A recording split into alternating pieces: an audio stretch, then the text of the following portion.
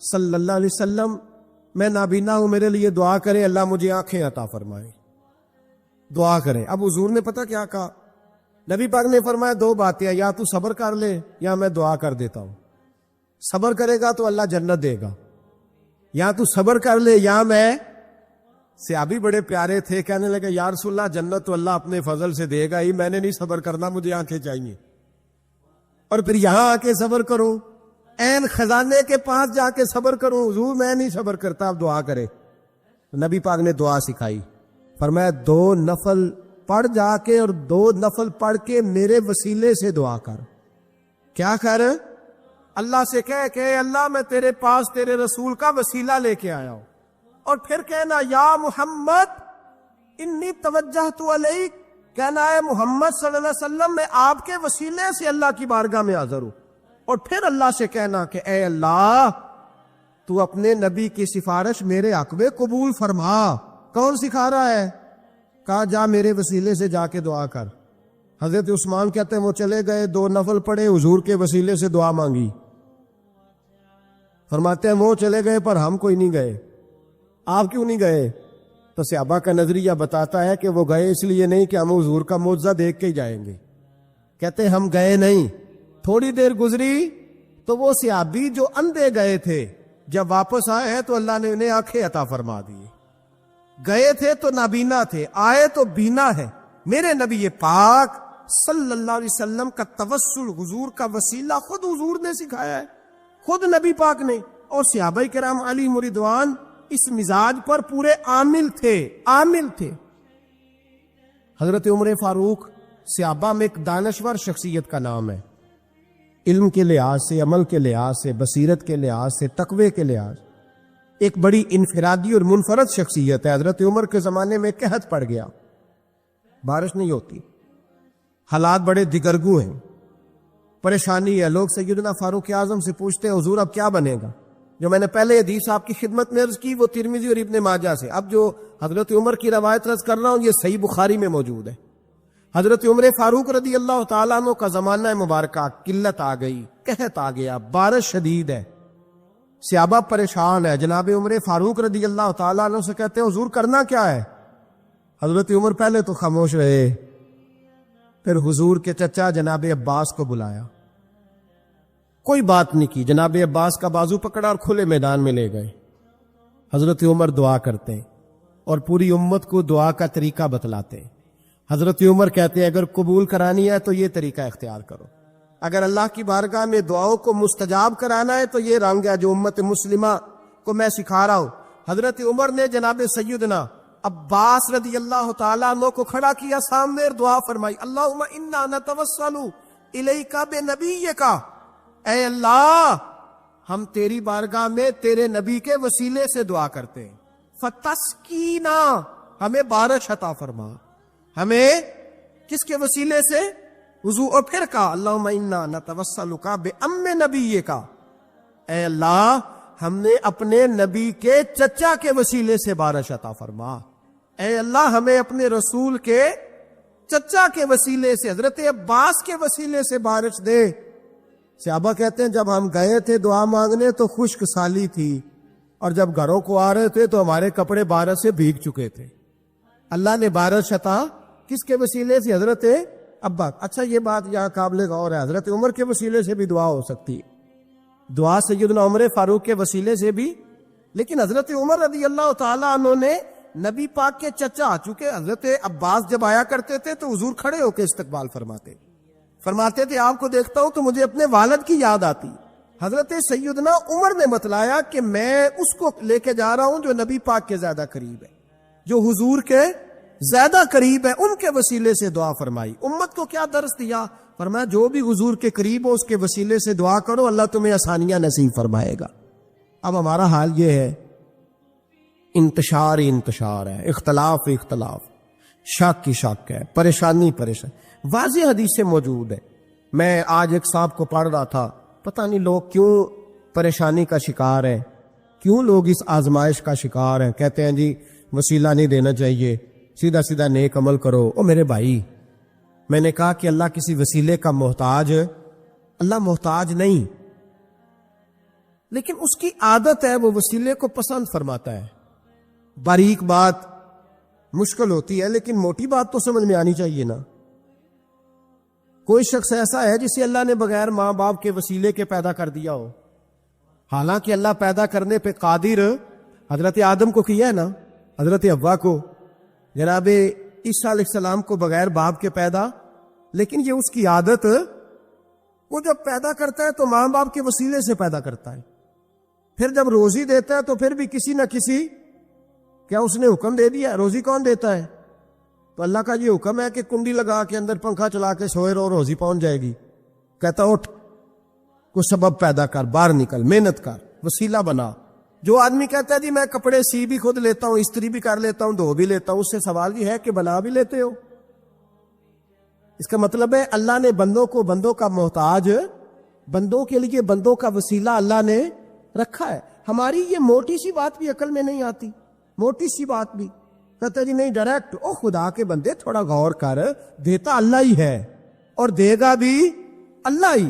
لیکن جو ذرائع، جو وسیلے، جو سبب اللہ نے ہمارے لیے مقرر کیے ہیں، ہم اس سبب کا انکار کر سکتے؟ شفا کون دیتا ہے؟ دوائی لینے کس کے پاس جاتے ہو؟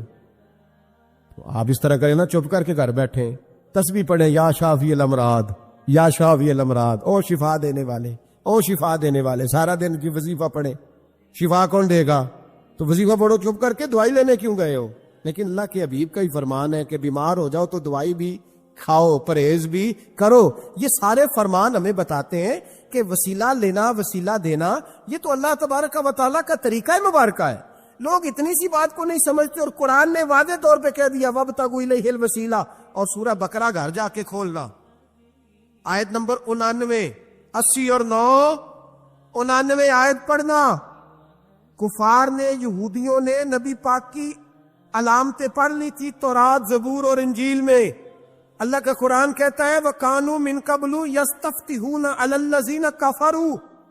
فرمایا جب میرے نبی نہیں آئے تھے تو یہ یہودی میرے رسول کے وسیلے سے اللہ سے فتح مانگا کرتے تھے، اور جب یہ رسول کا وسیلہ دیتے تھے تو اللہ انہیں فتح عطا فرماتا تھا. امام حاکم نے مستدرک میں لکھا ہے، اور امام حاکم انہی شرطوں پر حدیثیں بیان کرتے ہیں جن شرطوں پر امام بخاری اور مسلم بیان کرتے ہیں.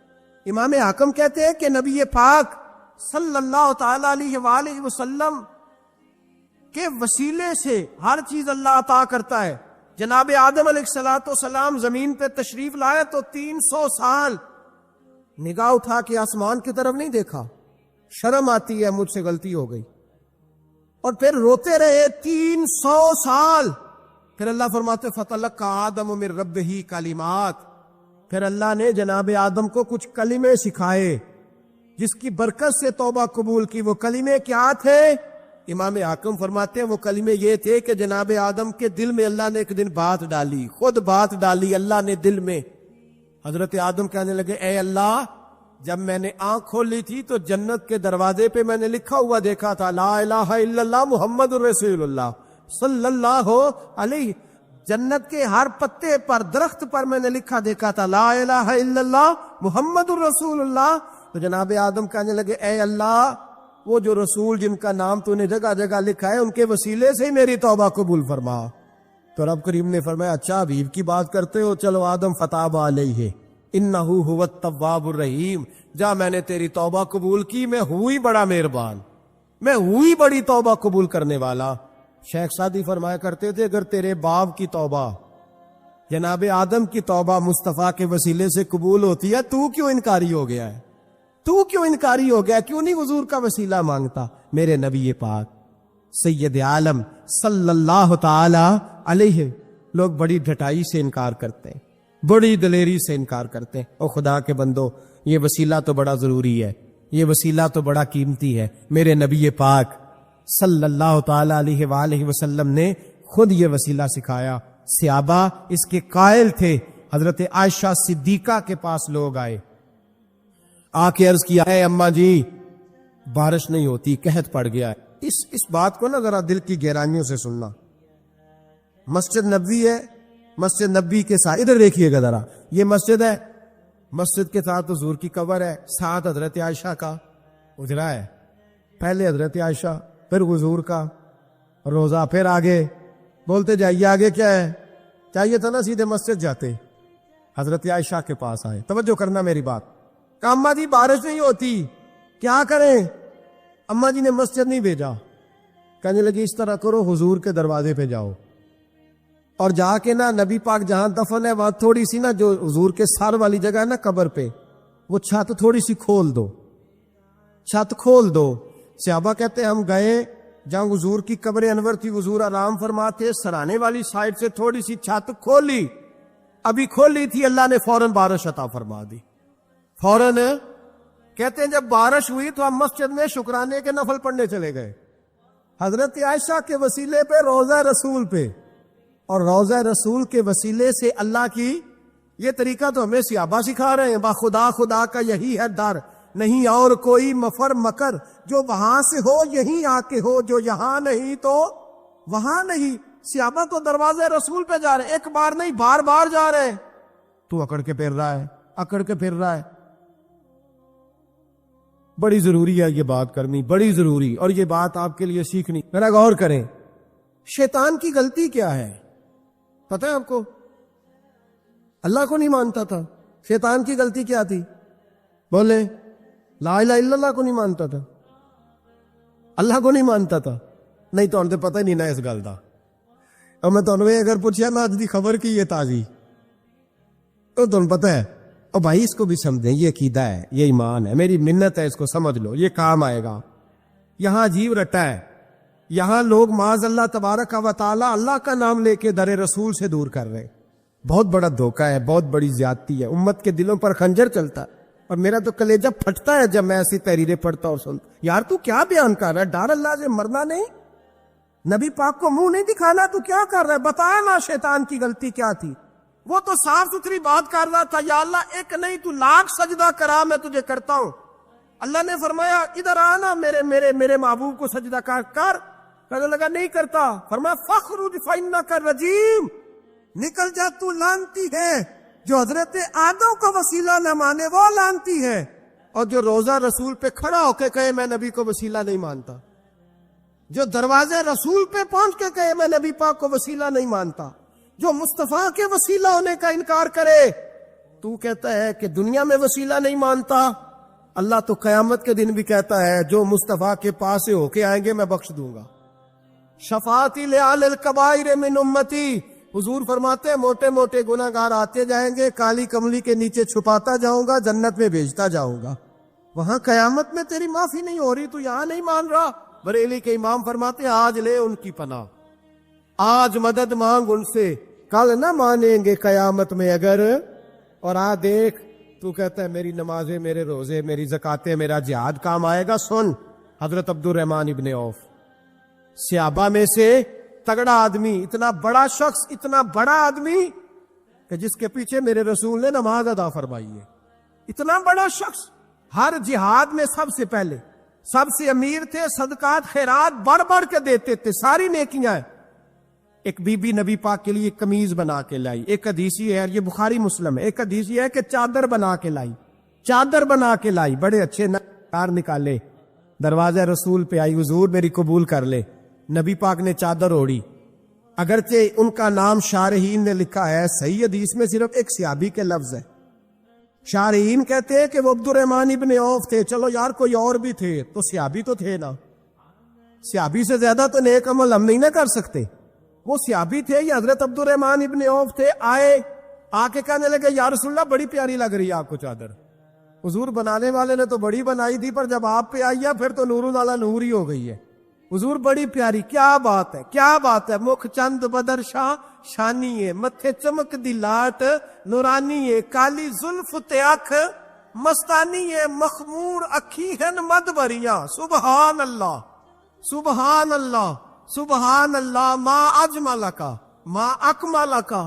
اور جو آخر میں بات کی وہ بڑی بڑی منفرد ہے, کتھے مہر علی تے کتھے تیری ثنا, مشتاق اکھی کتھے جاڑیاں. پھر کہنے لگے کوئی مثل نہ ڈھولن دی, تو چپ کر مہر علی ایتھے جا نہیں بولن دی, تو چپ کر مہر علی ایتھے جا نہیں. لم جاتی نظیر کا فی نظر مثلے, تو نشد پیدا جانا ایتھے جا نہیں. بولن دی جناب عبد الرحمان حضور کیا بات ہے، والضحیٰ واللیل اذا سجا، حبیب کیا بات ہے؟ حضور نے فرمایا تجھے اچھی لگ رہی ہے؟ کہا حضور بڑی اچھی لگ رہی ہے، قربان جاؤں، کون دیتا ہے دینے کو منہ چاہیے، دینے والا ہے سچا ہمارا نبی۔ حضور نے فوراً چادر اتاری، کہا عبد الرحمان لے لو، دے کے حضور چلے گئے۔ صحابہ گرد کٹھے ہوئے، محفل کا رنگ ہی بدل گیا۔ تھوڑی دیر پہلے مسکراہٹ تھی، ایک صحابی غصے سے بولے، کہنے لگے عبد الرحمان یار تو تگڑا بندہ ہے، تو چاہے تو ابھی باہر جا کے 100 چادر اس طرح کی خریدے، حضور تو کسی کی قبول ہی نہیں کرتے، بڑی مشکل سے کسی کی چیز لیتے ہیں، غریب کا خیال رکھتے ہیں، حضور نے قبول کر لی تھی تو عجیب آدمی ہے، تو نے مانگ لی، یہ خیال نہیں آیا؟ پہلے مسکراہٹیں تھیں جب حضور اور جناب عبد الرحمان، اب سنجیدگی آئی، اب سنجیدگی کے فوراً بعد جب صحابی نے سوال کیا تو محفل میں آنسو آ گئے، حضرت عبد الرحمان رو پڑے، نمازیں بھی ہیں، جہاد بھی ہے، پر فخر نہیں کسی بات پہ، رو پڑے، کہنے لگے او بیلیا تیرا کیا خیال ہے، میں نے اوڑھنے کے لیے لی ہے، پہننے کے لیے لی ہے؟ فرمانے لگے نہیں، اللہ کی عزت کی قسم، میں نے تو اس لیے لی ہے جب مروں گا تو گھر والوں کو کہوں گا مجھے نبی پاک کی چادر میں کفن دینا، اٹھانا بخاری پڑھنا، حضور کی چادر میں کفن دینا، اس لیے کہ مجھے پتا ہے جب مصطفیٰ کی چادر اوڑھ کے جاؤں گا تو اللہ بے حساب ہی بخشش فرما دے گا۔ تو نبی پاک کے وسیلے کا قائل نہیں، یہاں چادر کی بات ہو رہی ہے۔ حضرت مولا علی شیر خدا رضی اللہ، ان کی اماں نے نا حضور سے بڑا پیار کیا، حضرت ابو طالب کے گھر میں نبی پاک نے پرورش پائی، ان کی والدہ حضرت علی کی والدہ جناب فاطمہ بنت اسد حضور سے بڑا پیار کرتی۔ صحابہ کہتے ہیں اس دن حضور بڑا روئے جس دن حضرت فاطمہ نے مدینے میں انتقال فرمایا۔ فاطمہ بنت اسد جناب علی کی والدہ، فرماتے ہیں جب خبر ملی کہ حضرت علی کی والدہ وصال کر گئے تو حضور رونے لگے، فرمایا وہ علی کی نہیں، وہ تو میری ماں تھی، میری اماں تھی۔ امام ابو نعیم نے لکھا ہے، کہتے ہیں حضور نے فرمایا جب میری اماں کو غسل دینے لگو نا، کفن پہنانے سے پہلے مجھ سے پوچھ لینا۔ صحابہ کہتے ہیں کفن دینے سے پہلے عورتیں آئیں، حضور کیا کرنا ہے؟ نبی پاک اندر گئے، جو قمیض پہنی ہوئی تھی وہ اتار کے دی، اور میں چٹے رنگ کا سفید رنگ کا کفن نہ دینا، میرا کرتا پہناؤ میری اماں کو۔ حضور نے کفن دیا۔ حضرت ابو ذر غفاری فرماتے ہیں جب جنازہ پڑھ لیا نا تو نبی پاک فرمانے لگے قبر صحیح بنائی ہے تم نے؟ حضور صحیح بنائی ہے؟ فرمایا نہیں، لگتا نہیں۔ فرماتے ہیں یہ کہتے کہتے میرے نبی قبر میں اتر گئے، میری آنکھیں برس پڑی، میں نے کہا علی کی اماں رب تجھ سے کیا حساب لے گا، ساری رحمتیں تو پہلی تیری قبر میں آ گئی۔ عشق سرکار کی ایک شمع جلا لو دل میں، بعد مرنے کے قبر میں بھی اجالا ہوگا۔ نبی پاک قبر میں لیٹے، پھر بیٹھے، فرمایا صحیح ہے قبر۔ پھر میرے نبی پاک نے دفن کیا ان کو، پھر دیر تک دعا کرتے رہے اور رو کے فرمانے لگے اے اللہ اپنے نبیوں کے وسیلے سے اور میرے وسیلے سے میری اماں کی قبر روشن کر دے۔ حضرت ابو ذر فرماتے ہیں کسی کا دل نہیں کرتا اس کی ماں مرے، آج میرا دل کرتا تھا کاش میری مر جاتی، یہ فضیلت میری اماں کو نصیب ہوتی۔ سیدنا ابو ذر فرماتے ہیں جب حضور رخصت ہونے لگے تو میں قریب گیا، میں نے کہا حبیبا ذرا یہ رنگ مجھے بھی سمجھائیں، تو حضور نے فرمایا میں نے اپنا کرتا اس لیے پہنایا ہے کہ جب میرا کرتا فاطمہ بنت اسد کو پہنایا جائے گا تو اس کے توسل سے اللہ انہیں جنت کا جوڑا عطا فرمائے گا، اور قبر میں اس لیے اترا ہوں کہ جب میں قبر میں اترا ہوں تو اب میری اماں کی قبر تنگ نہیں ہوگی بلکہ اللہ میری برکت سے کشادگی عطا فرما دے گا۔ پسے مردن فرشتوں نے جو تلاشی لی تو کیا نکلا، فقط ایک دل کے گوشے سے خیال مصطفیٰ نکلا، اور میاں صاحب تو تڑپ اٹھے، کہنے لگے قبر میری تے میرے اپیرا جے کر پاویں پھیرا، قبر میری تے۔ چلو زندگی میں بھی دعا رہی، زندگی میں بھی دعا رہی کہ تو آئے، میں کو جیتے میرا دل بر سونا، کیوں کر اس نو بھاواں او ویڑے میرے وڑدا نہ ہی، میں پئی لکھ وسیلے پاواں۔ میں نے زندگی میں بھی کہا وہ نہیں آیا، کی سی جے درد بن کے آ جاندو، نہیں آیا۔ میاں صاحب کہتے ہیں میری قبر میں بھی یہ دعا رہی، قبر میری تے میرے اب پیرا جو کر پاویں پھیرا، قبر میری تے میرے اب پیرا جے کر پاویں پھیرا، قبر دے وچوں ہڈیاں اٹھ کے مجرا کر سن تیرا، تو آ تو صحیح۔ میرے رسول پاک سید عالم صلی اللہ علیہ وسلم خود قبر میں لیٹ گئے۔ او بھائی، یہ وسیلہ اتنا پیارا، یہ وسیلہ حضرت ابو ذر فرماتے دل کرتا تھا یہاں میری اماں ہوتی۔ اتنی کرم نوازیاں، اتنی بندہ نوازیاں، اتنی رحمتیں۔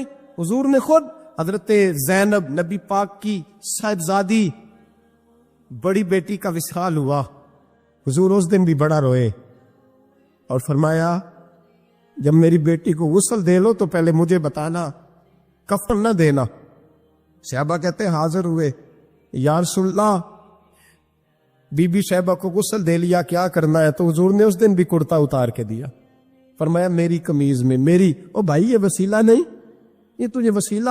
ایک صحابی حضرت ابو معذورہ، شریعت میں کندھے تک بال رکھنا جائز ہے، اس صحابی کے اتنے لمبے بال تھے کہ جب وہ بیٹھتے تھے تو نیچے دب جاتے تھے۔ لوگوں نے منع کیا، کٹواتا کیوں نہیں؟ فرمانے لگے نہیں کٹوانے۔ کہا کیوں؟ فرمانے لگے قبر میں لے کے جانے، قبر میں۔ کہا کیوں؟ اور میں ان بالوں پہ ایک دفعہ نبی پاک نے ہاتھ رکھا تھا، حضور نے دست مبارک رکھا تھا، میں ساتھ للحد میں عشق کے رخ شاہ کا داغ لے کے چلے، ہم نے اندھیری رات سنی تھی چراغ۔ عبداللہ بن عتیق صحابی ہیں، حضور نے گستاخ قتل کرنے بھیجا، انعام دیے۔ انتقال کا وقت آیا تو بچوں کو بلایا، کہنے لگے یہ کہ ڈنڈا ہے، عصا ہے، جب مروں تو میری قبر میں رکھنا۔ کہا ابا جی سنا نہیں کبھی کسی نے ڈنڈا قبر میں رکھا ہو، عصا آپ کی قبر میں کیوں رکھے؟ فرمایا بیٹا تمہیں پتہ نہیں، یہ معمولی نہیں، یہ وہ ہے جو میرے رسول نے مجھے دیا تھا، یہ میری قبر میں، قبر میری تے میرے اب پیرا جے کر پاویں پھیرا، قبر دے وچوں ہڈیاں اٹھ کے مجرا کن سا تیرا، پسے مردن فرشتوں نے جو تلاشی لی تو کیا نکلا، فقط ایک دل کے گوشے سے خیال مست۔ حضرت انس بن مالک کہتے ہیں مر جاؤں تو حضور کے منہ مبارک میری زبان کے نیچے رکھ دینا۔ حضرت امیر معاویہ فرماتے ہیں میرے پاس حضور کے ناخن ہے، جب میں مروں تو میرے کفن میں رکھ دینا۔ میرے اعلیٰ حضرت فرماتے ہیں ہمارے پاس کوئی شے نہیں، کوئی شے نہیں، نہ ہمارے پاس حضور کے بال مبارک، ہم کم نصیبوں کے پاس، ہم غریبوں کے پاس نہ منہ مبارک، تو حضور آپ کے پاس کیا ہے؟ فرمانے لگے لحد میں عشق رخ شاہ کا داغ لے کے چلے، کہنے لگے کلیجہ پھاڑ کے دیکھو اندر دل پہ میں نے نبی کا نام جو لکھا ہوا ہے، لحد میں عشق رخ شاہ کا داغ لے کے چلے، ہم نے اندھیری رات سنی تھی چراغ لے کے چلے۔ حضور کا، نبی پاک صلی اللہ علیہ وسلم کا وسیلہ جو ہے، اس موضوع پر ہی بولتے جانے کو دل کر رہا ہے لیکن اس عنوان کو ختم بھی کرنا ہے۔ ایک ہے حضور کا وسیلہ، ایک ہے اولیاء کا وسیلہ۔ یہ بات بھی 2-4 منٹ میں سمجھ لیں۔ صحیح بخاری مسلم میں میرے نبی پاک نے فرمایا ہے، حضور فرماتے ہیں لوگ جہاد کرنے جائیں گے، ایک زمانہ آئے گا میرے بعد لوگ جہاد کریں گے، پوچھا جائے گا تم میں کوئی صحابی ہے؟ کہا جائے گا ہے، تو نبی پاک فرماتے ہیں صحابی کی وجہ سے اللہ فتح عطا فرما دے گا، گویا ولی کا وسیلہ دینا۔ حضور فرماتے ہیں پھر لوگ جہاد کرنے جائیں گے تو پوچھا جائے گا مسلمانوں سے تم میں کوئی صحابی ہے؟ کہیں گے کوئی نہیں۔ کہا کوئی تابعی ہو صحابی کو دیکھنے والا؟ کہا جائے گا ایک ہے، تو فرمایا اس تابعی کی برکت سے ہی اللہ فتح عطا فرما دے گا۔ نبی پاک فرماتے ہیں بخاری مسلم کے لفظ ہے، پھر پوچھا جائے گا لوگ جہاد کرنے جائیں گے کوئی صحابی ہے؟ کوئی نہیں۔ کوئی تابعی ہو؟ کوئی نہیں۔ کوئی صحابی کو دیکھنے والے کو دیکھنے والا تبع تابعی ہو؟ ایک تبع تابعی ہے، تو نبی پاک فرماتے ہیں اس کی برکت سے ہی اللہ فتح عطا فرما دے گا۔ مشکات میں، بخاری میں موجود ہے، نبی پاک فرماتے ہیں یہ جو اللہ تم پہ بارشیں برساتا ہے، تمہیں رزق دیتا ہے، یہ تمہارے ضعیف لوگوں کے وسیلے سے اللہ دیتا ہے، یہ کمزوروں کے وسیلے سے دیتا ہے۔ مشکات میں لفظ ہے، نبی پاک نے فرمایا 40 ابدال ملک کے شام میں ہوتے ہیں، جو عذاب تم سے دور رہتا ہے ان کی وجہ سے رہتا ہے، جو تم پر بارشیں برستی ہیں ان کی وجہ سے برستی ہیں۔ وہ کوئی بیٹھا ہوا مجھے دور دعا دیتا ہے، میں ڈوبتا ہوں پر سمندر اچھال دیتا ہے۔ شیخ سعدی فرمایا کرتے تھے میری زندگی میں جتنی بلائیں ٹلی ہیں میرے شیخ کے وسیلے سے ٹلی ہیں، میں اس کی چھتری کے نیچے رہتا ہوں، کرم مجھ پہ برستا رہتا ہے۔ اتنی حدیثیں سنا کے ایک واقعہ سنانا تو بنتا ہے کہ نہیں بزرگوں کا؟ میں چونکہ جب عقیدے کا موضوع ہوتا ہے تو میں نیچے نہیں اترتا، میں قرآن و سنت کے عین بیچ رہتا ہوں۔ ایک بات، مرید ہو گیا، محمود غزنوی حضرت ابو الحسن خرقانی کا بیعت ہو گیا، آنے جانے لگا۔ ایک دن کہنے لگا حضور کوئی تحفہ ہی دے دے، تو حضرت نے کرتا اتار کے دیا، کرتا دیا۔ یہ کسی کے پاس ہو تو بڑی نعمت ہوتی ہے، کسی بزرگ کا کوئی تبرک، کرتا دیا۔ فرمایا جب بہت زیادہ کوئی مسئلہ بن جائے تو کرتا سامنے رکھ کے دعا کرنا، اللہ تجھے فتح دے گا۔ محمود سومناتھ کے مندر توڑ رہا تھا، 2 4 5 دفعہ حملہ کیا، فتح نہیں ہوتی۔ اپنے شیخ کا جبہ رکھا ہے، اللہ اس کی برکت سے ہی فتح دے دے۔ کہتا میں نے جبہ رکھ کے دعا مانگی، اگلے دن حملہ کیا تو اللہ نے فتح عطا فرما دی۔ محمود کہتا فتح ہو گئی، میں رات کو سویا، حضرت ابو الحسن خرقانی خواب میں ملے، اور بابا جی کو میں نے دیکھا تو چہرے پہ جلال ہے۔ میں نے کہا حضور آپ ناراض ہیں؟ کہنے لگے محمود تو نے کوئی قیمت نہیں ڈالی میرے کرتے کی۔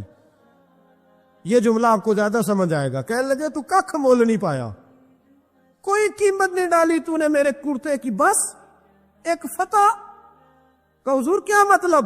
فرمانے لگے یہ میرے وجود سے لگا ہوا جبہ تھا، میں وہ شخص ہوں جس نے زندگی بھر وہ کام کیا جس میں اللہ رسول راضی ہے، اپنے آپ پہ پابندیاں لگا کے رکھی ہیں، رب نے اپنے فضل سے بڑا نوازا ہے۔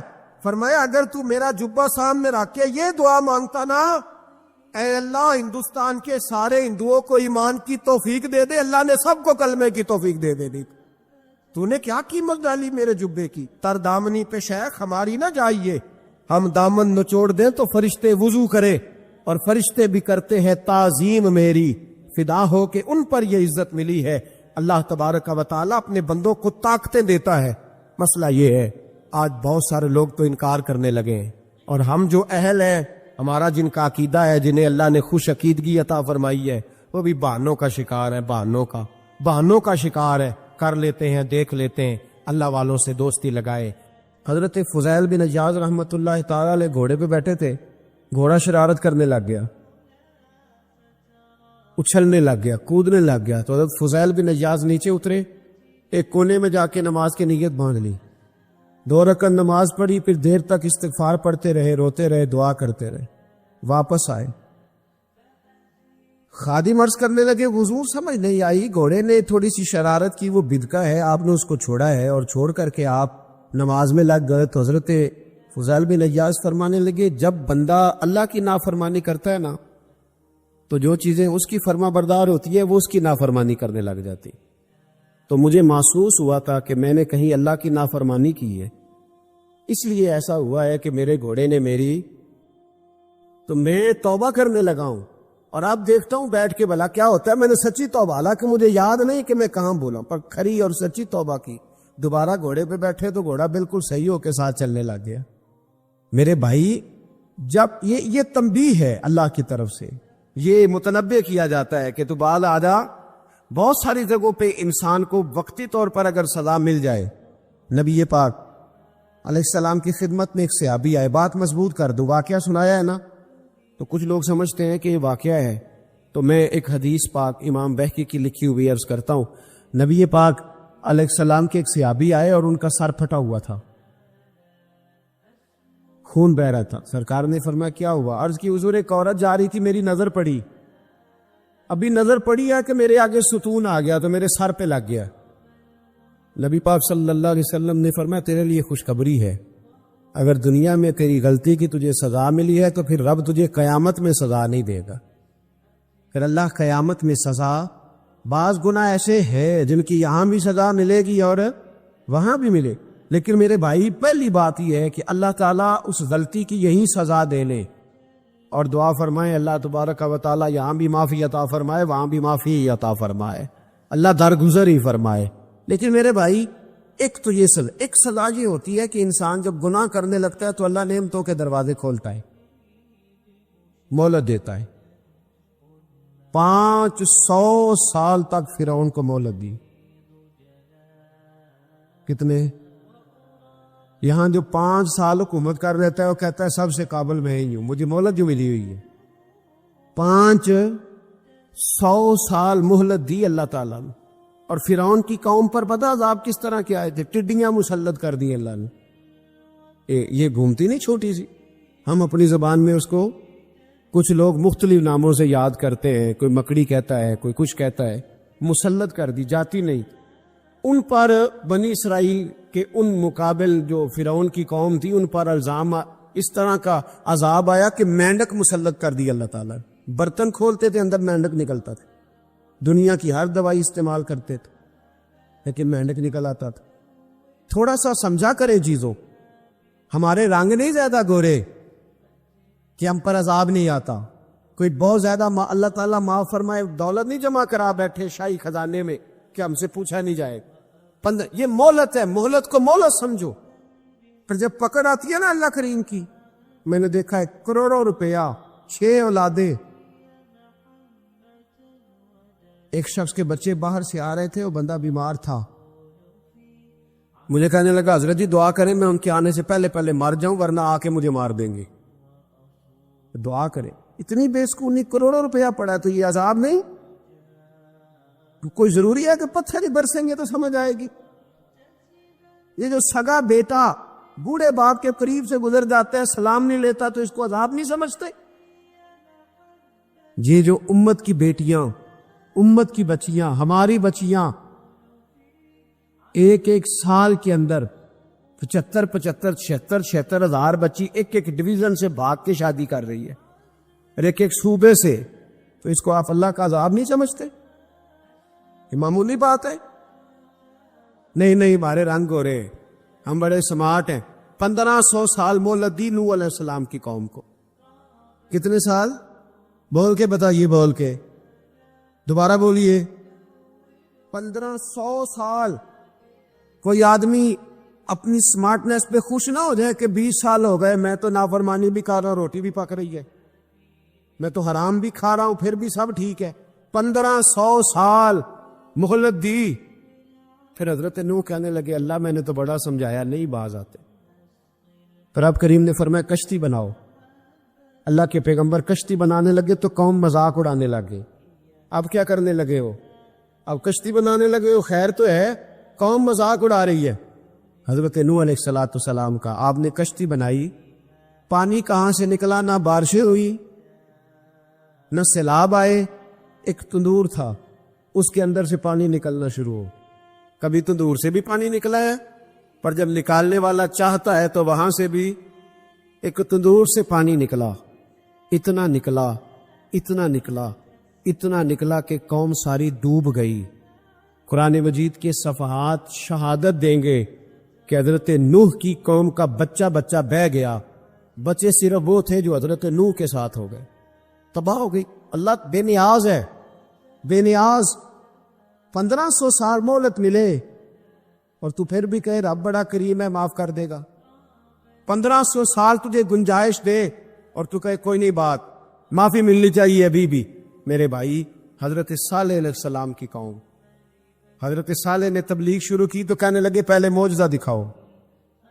جی آج تو نہ لوگ معجزے مانگتے،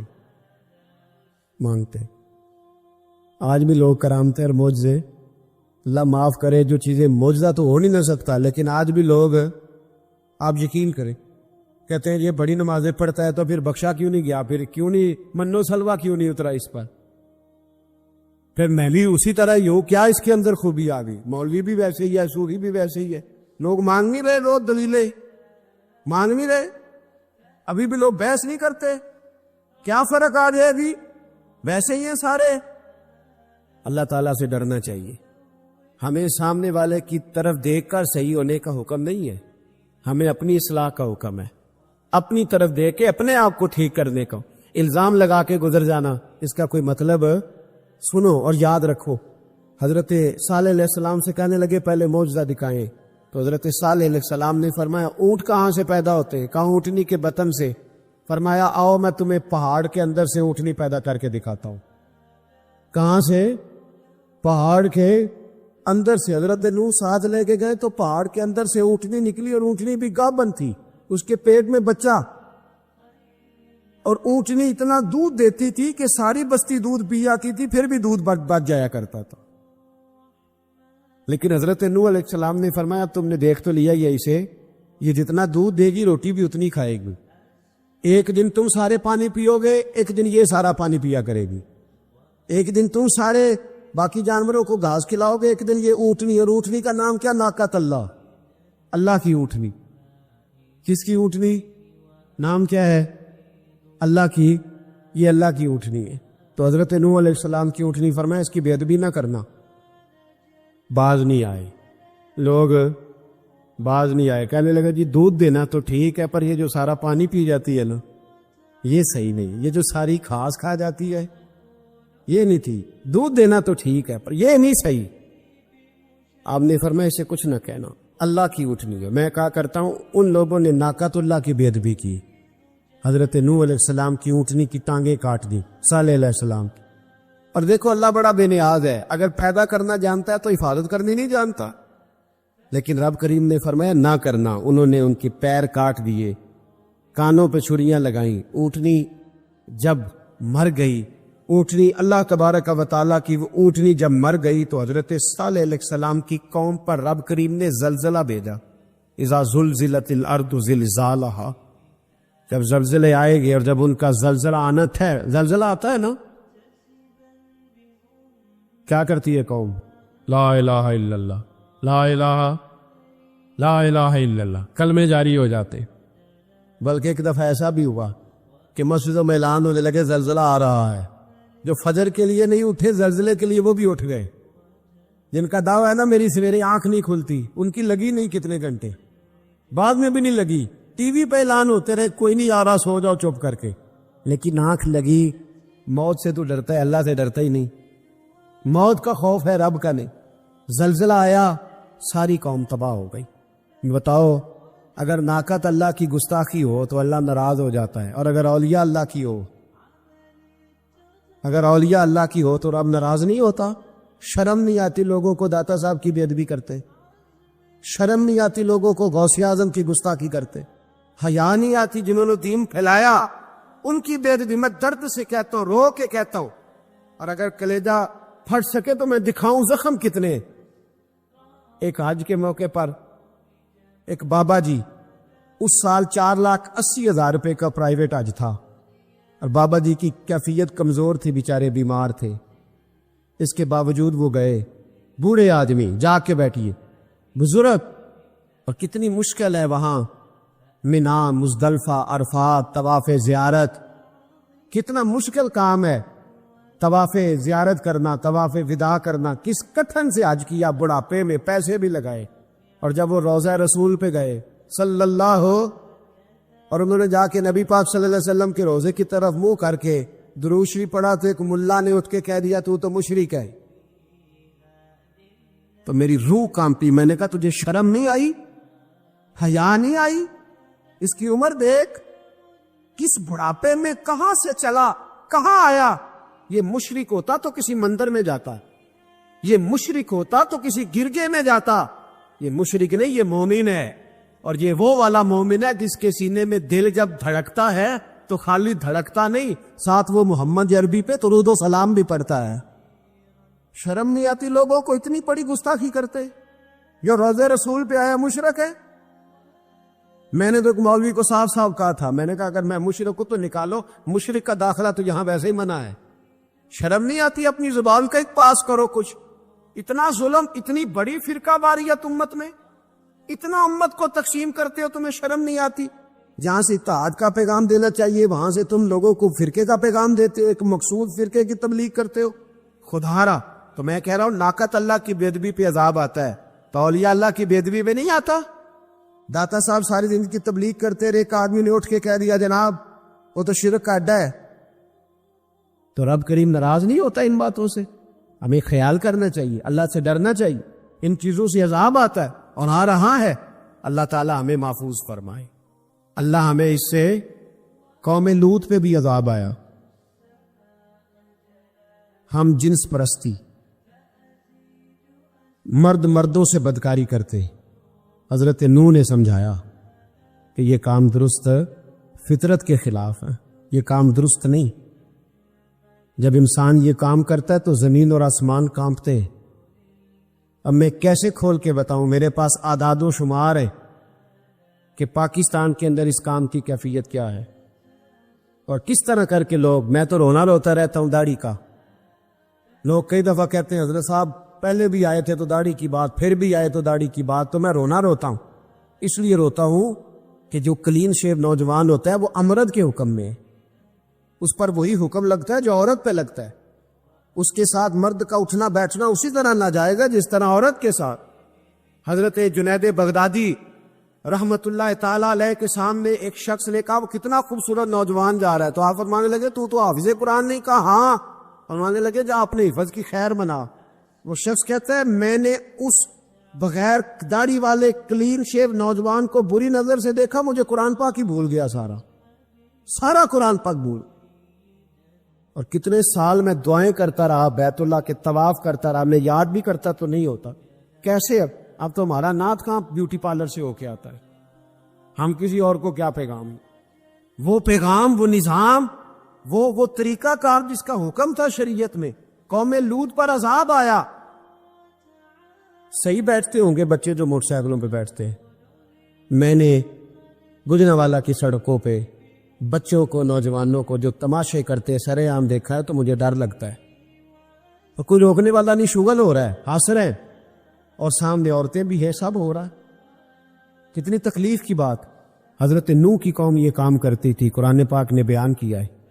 حضرت نوح نے سمجھایا، فرمایا رب کریم نے تمہیں اپنی خواہش پوری کرنے کے لیے جائز طریقہ عطا فرمایا، عورتوں سے نکاح کرو، اور اس نکاح کی برکت سے جو اللہ تمہیں اولاد دے گا اس کو اللہ تبارک و تعالیٰ تمہارے لیے باعث بخشش بھی فرمائے گا.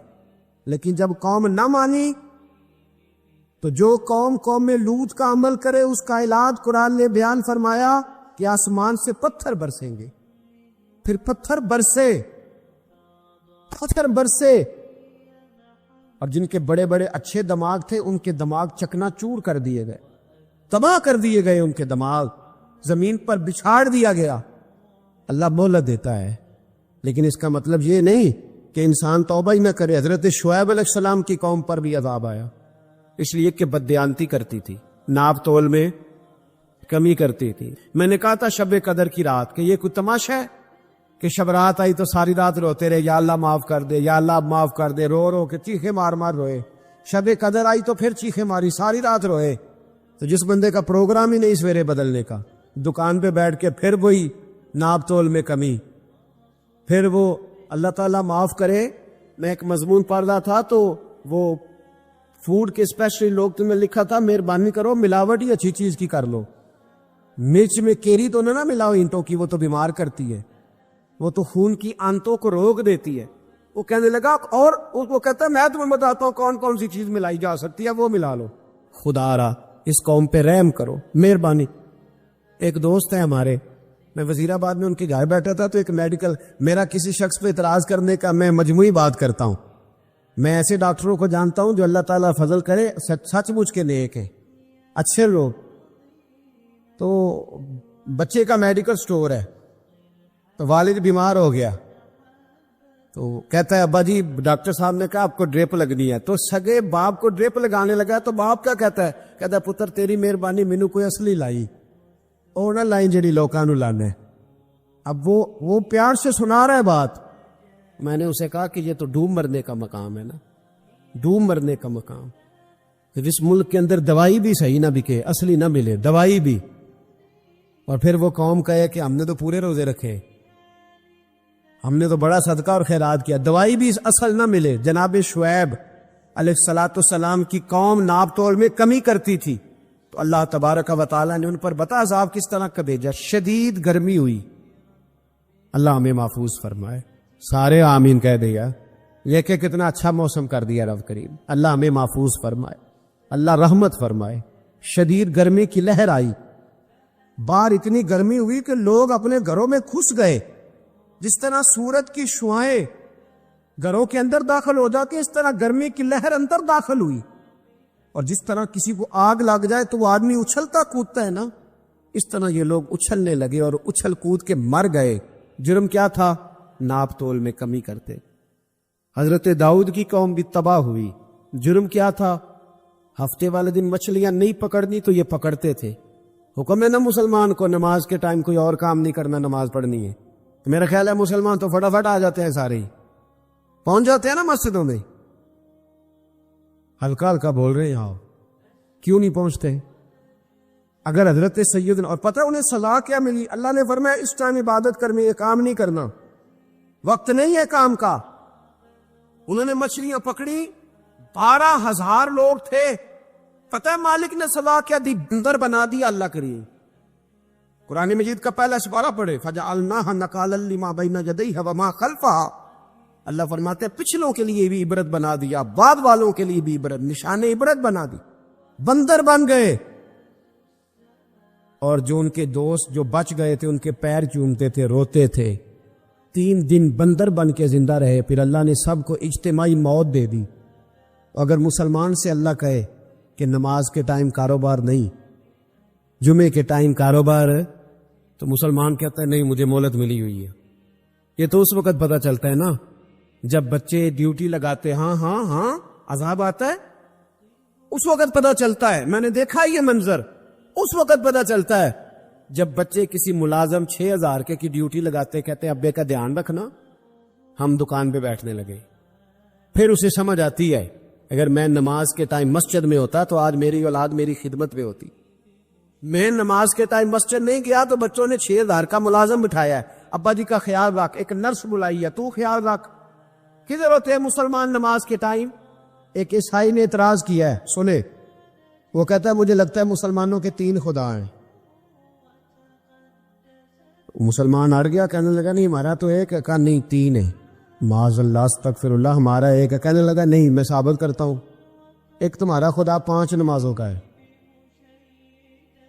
ایک رمضان کا ہے، ایک عید کا ہے۔ لگتا ہے معاذ اللہ عید والا زیادہ تگڑا ہے، تم زیادہ آتے ہو۔ رمضان والا لگتا ہے اس سے کچھ کمزور ہے، تم تھوڑے آتے ہو۔ اور 5 نمازوں والا شاید سب سے کمزور ہے۔ بات عقل کی ہے کہ نہیں؟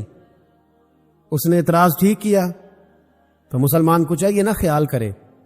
ایک یہودی نے لکھا تھا، اس نے کہا تھا جس دن مسلمانوں کی تعداد فجر کی نماز میں اتنی ہو گئی جس دن جتنی جمعے میں ہوتی ہے، اس دن نہ کوئی یہودی سازش کرے گا نہ کوئی عیسائی تلوار نکالے گا۔ شرط یہ ہے کہ یہ اسی طرح فجر پڑھنے ہیں جس طرح جمعہ پڑھنے آتے، تو پھر کوئی شخص بھی ان کو کسی جگہ شکست دے سکتا تو ہمارے گناہ ہمیں پریشان کرتے۔ یہ جتنی آزمائشیں ہیں ان کے پس منظر میں گناہ ہیں۔ ہماری زندگی کے اندر جتنی تکلیفیں، ہماری پریشانیوں کا سبب ہم خود ہیں۔ بہت ساری جگہوں پہ ہم غلطی کرتے ہیں، اس کی ہمیں سزا ملتی، غلطی کی سزا۔ ایک نوجوان نے مجھے بڑی گہری بات سنائی، میرا قریبی تعلق تھا، کہنے لگا گھر میں بڑا مسئلہ ہے، بڑی پریشانی ہے، ماں اور بیوی کا ماحول اتنا سخت ہو گیا ہے کہ نمٹ نہیں سکتا۔ آپ یقین کریں میں نے ڈیٹیل سے ساری چیز کو سٹڈی کیا، میرے پاس اتنا وقت نہیں ہوتا، پھر بھی میں نے اس فیملی کو پورا پڑھا تو غلطی نوجوان کی نکلی، نہ اس پہ اماں اعتبار کرتی ہے نہ بیوی اعتبار کرتی ہے۔ اس نے جھوٹ بول بول کے اس طرح کی ماحول پیدا کر دیا ہے کہ کوئی اس پر اعتماد کرنے کو تیار ہے۔ اگر آپ ناراض نہ ہو تو ایک بات کروں، پتہ ہے گھر میں ماحول کب خراب ہوتا ہے؟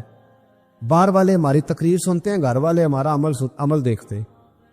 جب وہ دیکھتے ہیں نا کہ یہ کس طرح کا شخص ہے، اس کے رویے، اس کا کردار، اس کا لب و لہجہ کتنا برا ہے اور یہ کردار کا کتنا کمزور ہے۔ اعلیٰ حضرت فرمایا کرتے تھے نیک وہ ہوتا ہے جس کی تنہائی صاف ستھری ہوتی، اس لیے ماحول بگڑ جاتا ہے۔ یہ جو ہم کہتے ہیں نا میرے سجن بڑے بنتے ہیں پھر ٹوٹ جاتے ہیں، کچھ لوگ ایسے ہوتے ہیں جو ان کے پاس جاتا ہے انہی کا ہو جاتا ہے، وہ کہیں اور کے قابل کیوں بلا؟ اس لیے کہ ان کے کردار میں ٹھنڈک دیکھتا ہے، ان کے لب و لہجے میں مٹھاس دیکھتا ہے، اس شخص میں اتنی خوبصورتی دیکھتا ہے کہ اسی کا بن جاتا ہے۔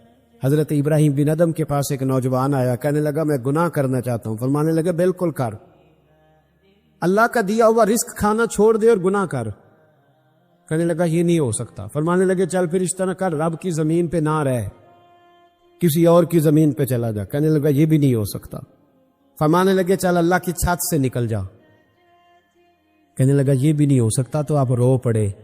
فرمانے لگے پھر جناب اسرائیل جب آئیں تو ان سے کہنا مجھے 2-3 سال کی مہلت دے دے، پچھلی میری گناہوں میں گزر گئی، میں ذرا 3 سال عبادت کر لوں۔ تو وہ شخص بھی رونے لگا، کہنے لگا حضور وہ مہلت نہیں دیتے، وہ جب لینے آتے ہیں تو پھر لے کے اللہ تعالیٰ نے جب انسان بنانا چاہا نا تو جناب جبریل کو کہا مٹی لے کے آ زمین سے. حضرت جبریل نے مٹی پہ ہاتھ ڈالا تو باقی کی مٹی رونے لگ گئی، اسے جدا نہ کر. تو جناب جبریل چھوڑ کے چلے گئے. حضرت میکائیل کو بھیجا، مٹی لا، مٹی پہ ہاتھ ڈالا تو باقی کی مٹی رونے لگ گئی، چھوڑ کے چلے گئے. جناب اسرائیل کو بھیجا، مٹی پہ ہاتھ ڈالا تو باقی کی رونے لگ گئی، چھوڑ کے نہ جاؤ. تو حضرت اسرائیل فرمانے لگے تیرا رونا دیکھو کہ رب کا حکم دیکھو. وہ لے گئے، جب پیش کی تو رب کریم نے فرمایا اسرائیل جان نکالنے کی ڈیوٹی بھی تیری، تو مٹی کو لے آنا، باقی مٹی روتی بھی رہے تو روتی رہے. جب میرا فیصلہ آ جائے تو پھر اس میں کوئی گنجائش ہے.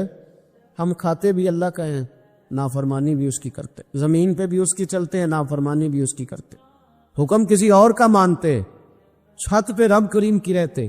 اس طرح نظام نہیں چلتا.